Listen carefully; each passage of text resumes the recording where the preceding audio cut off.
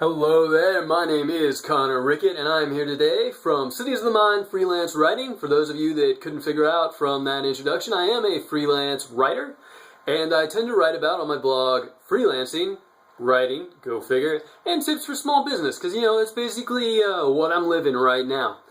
I do try to put together actual useful stuff for you guys every week in these videos, and more often than that in the written blog, because, you know, writer, right? Okay. So, this week we're going to talk to you about your comment sections, because we do need to talk. We need to talk. Alright, here's the thing. A lot of you are out there using one of like 2 or 3 different versions of CAPTCHA.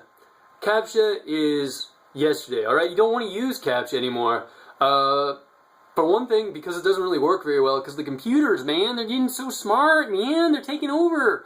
But yeah, really, they're going to figure out a way around it. That's why, this is the second part, we're in this arms race where you don't just type in like green or puppy anymore. No.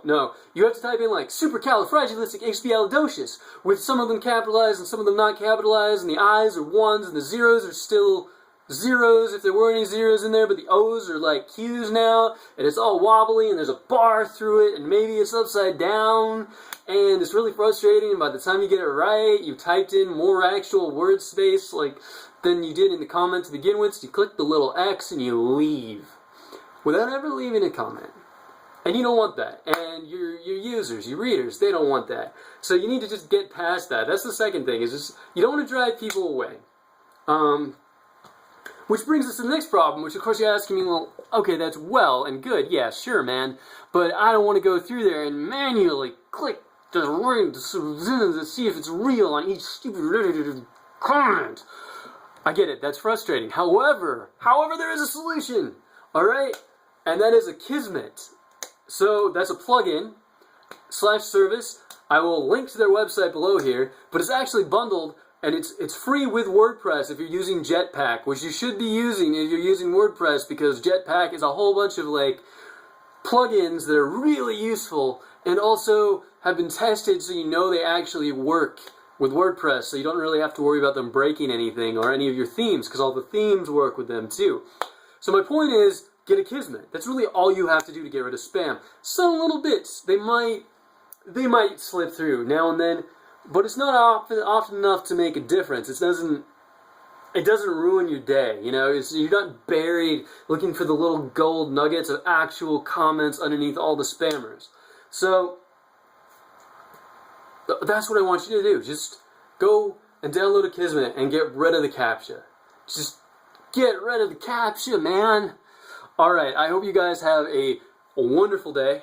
And I will see you next time here at Cities of the Mind. Now, there's a bit of an addendum on this week's blog.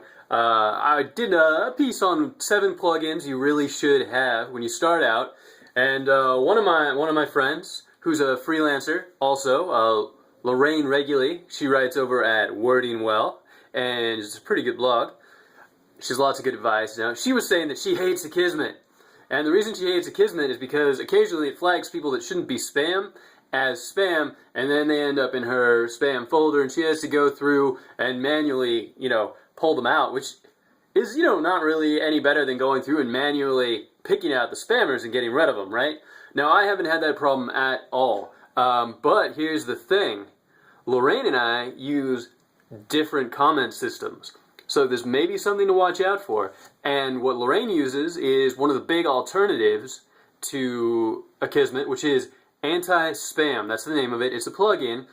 Now, you can actually run these two things in parallel because they work differently. You see, Anti-Spam basically has these areas that people can't see because we're looking with our eyes, but computers do see because they're reading the code. You know, that's how computers work. So they go through and they fill out these things that people can't see, and Anti-Spam goes, gotcha, and shoves them off to the, you know, bin. They're gone. So Akismet, on the other hand, if you don't know how Akismet works, is sort of like a big gossip circle, you know, like you're in high school, and like you get spam, so you mark it as spam, and then Akismet runs out and it tells everybody it's that really nosy, annoying kid, and goes, hey, I heard Bob snuffleupagus27@google.com is spamming people. And then it comes back. And everybody knows to stay away from bob.snuffleupagus. Whatever number I spouted out at Google, which, you know, is a site where the spammers like to hang out. Anyway, it all comes back. They work differently. So you can run both of them at the same time. Now, I would not recommend doing that unless you got a really big spam problem, because both of them, particularly anti-spam, this is the downside of that one, do have a pretty big footprint. Like, they slow down your blog a bit. My girlfriend, I bought her a cactus for Valentine's Day. Because she likes cactuses, and she loves it so much, she put it on her desk right where my hand just went. Alright, that was fun. Okay, anyway, there are downsides to Akismet, but you have other alternatives that don't spam. So use one of those. Have a good day.